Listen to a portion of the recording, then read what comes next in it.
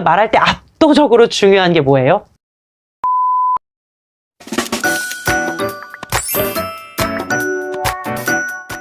여러분, 자신감 있게 대화하는 것은 훈련에 의해서 가능합니다. 가끔 자신감 있는 말과 공격적인 말을 혼돈하는 경우가 있는데요. 자신감 있는 말은 타인을 비난하거나 공격적인 단어를 사용하지 않습니다. 자기 감정에 치우쳐서 막 과장되게 말하지 않고 딱 객관적인 사실만 묘사하려고 노력을 해요. 그렇게 함으로써 타인의 감정을 상하지 않게 하고 자신의 감정도 적절하게 표출할 수 있게 되는 것이죠. 자, 이제부터 어떻게 해야 자신감 있는 대화를 할 수 있을지 하나씩 실질적인 방법을 알려드릴게요. 첫째로 낯가림을 극복하는 방법, 새로운 만남을 갖는 방법입니다. 낯가리는 이유는 좀 다양하지만 그 중에 하나는 부정적 사고 패턴, 특별히 자기 자신에 대해서 부정적인 생각이 있을 때 아우, 저 사람은 날 좋아하지 않을 거야.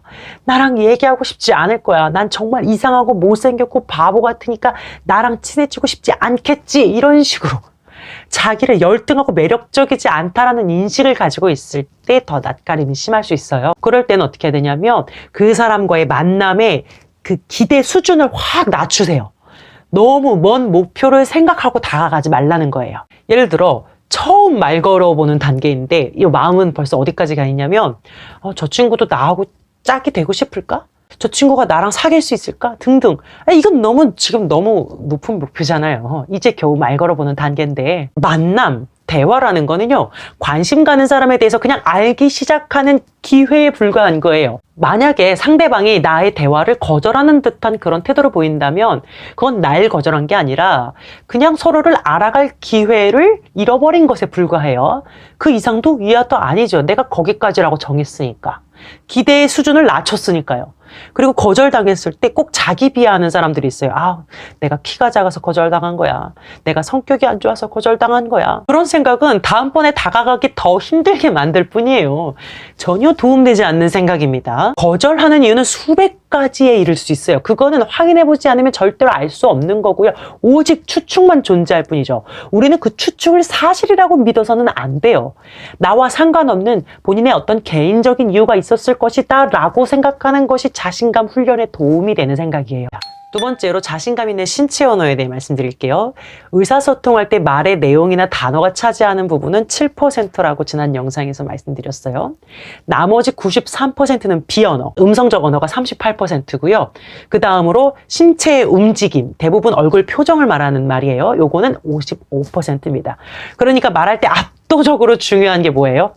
표정이에요, 표정. 신체 언어 중요한 포인트만 딱 알려드릴게요. 대화할 때 몸은요, 상대방을 향해야 하고요.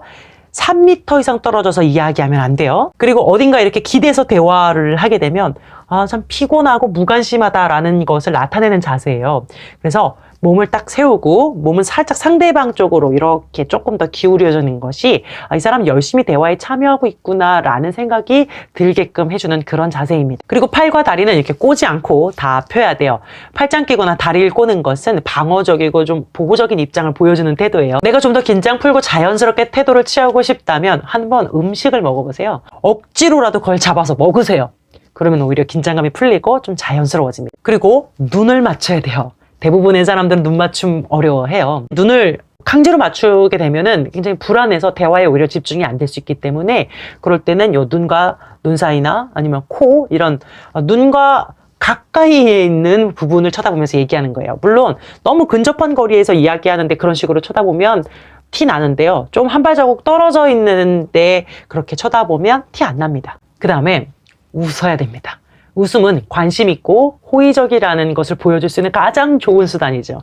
근데 웃을 만한 이야기 아닌데 웃으면 안 되죠. 이야기에 알맞는 리액션을 해야 됩니다.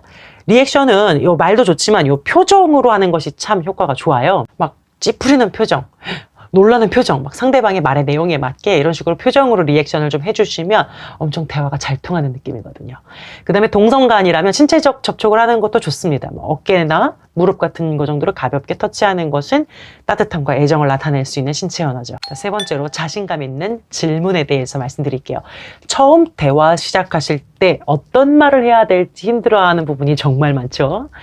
대화는 질문으로 시작하는 게 좋아요. 질문에는 두 가지가 있습니다. 의례적인 질문 그리고 정보 요구 질문이에요.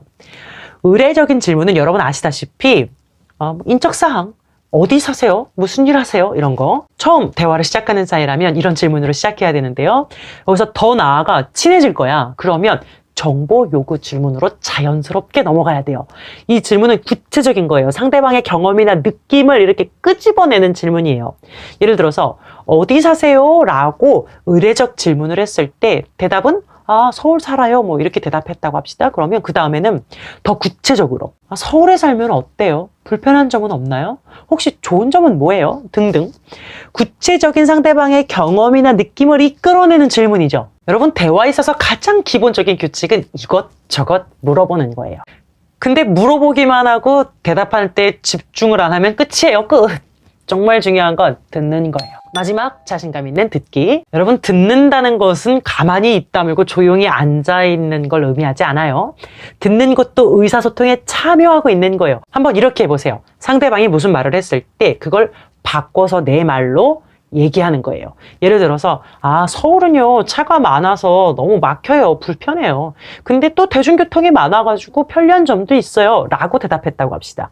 그러면 내가 내 말로 정리해서 똑같이 얘기하는 거예요. 서울은 차가 많아서 불편하겠네요. 근데 또 대중교통이 진짜로 많겠어요. 그러니 편리하기도 하겠네. 진짜 그렇겠어요. 똑같은 말인데요. 그 얘기를 내가 내 말로 한 번 더 하니까 상대방이 느낄 때는 이 사람은 내 말 완전히 이해했고 완전 들었구나 이런 느낌을 이제 무의식 중에 확 받게 돼요. 그러면 그 사람하고 계속 얘기하고 싶어지는 거예요. 특히 중요한 말을 했을수록 꼭 바꿔 말하기를 해야 돼요. 모든 말마다 다 그렇게 바꿔 말하면 오히려 거슬리죠. 중간중간 중요한 포인트에서 이렇게 해줘야 된다는 거예요. 그리고 피드백을 해줘야 돼요. 그 사람이 말한 것에 대한 자신의 어떤 감정이나 느낌 같은 것들을 표현해줘야 됩니다. 저 같아도 거기에 살면 참 그 점은 불편했을 것 같아요. 이렇게 상대방의 말에 대한 자신의 감정이나 의견을 피드백해주는 겁니다. 이러면 상대방이 굉장히 대화가 잘 통한다라는 느낌을 받게 돼요.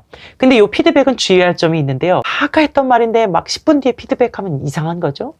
집에 가서 문자로 피드백하면 이상해요. 피드백은 바로 해야 돼요. 상대방을 비난하는 피드백은 안 됩니다. 피드백한답시고 상대방을 깎아내리는 말을 할 거면 차라리 의사소통을 안 하는 게 낫습니다. 저는 웃다처럼 다음 할 말이 바로바로 생각 안 나는데요. 어떡해요? 그게 제일 문제죠. 괜찮아요. 처음에는 그래요. 근데 그래도 자꾸 훈련을 하다 보면 점점 생각이 나고요. 점점 더 자연스러워져요. 괜히 훈련이라는 단어를 쓰는 게 아니겠죠. 한두 번 해서 된다는 뜻이 아니라는 거예요. 하지만 계속 하시면 어느새 자신감 있게 대화할 수 있게 될 겁니다. 다음 영상에 이어서 자신감 있게 자기 표현할 수 있는 방법, 잘 싸울 수 있는 방법에 대해서 말씀드릴게요. 꼭 한번 참고해 주세요. 오늘 영상도 도움이 되었다면 구독과 좋아요를 눌러주세요. 웃긴 데 따뜻한 상담사 웃다였습니다.